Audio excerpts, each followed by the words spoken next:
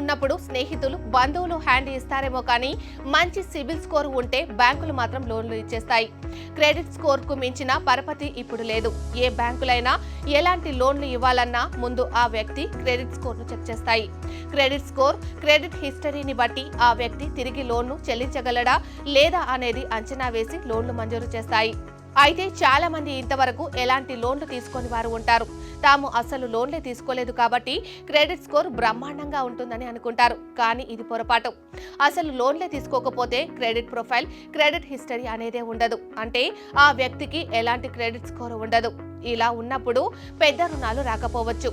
అందుకే మంచి credit history, credit score maintain చేయడానికి చిన్న మొత్తంలో లోన్లు తీసుకొని క్రమం తప్పకుండా తిరిగి చెల్లించేస్తే మంచిది. అయితే అనవసరంగా లోన్లు తీసుకొని ఇబ్బంది పడవద్దు. ఫోన్లు, ఇతర గృహోపకరణాల లాంటి అవసరమైనవి కొనేటప్పుడు ఈఎంఐ పద్ధతిలో కొంచెం క్రెడిట్ ప్రొఫైల్ తయారవుతుంది.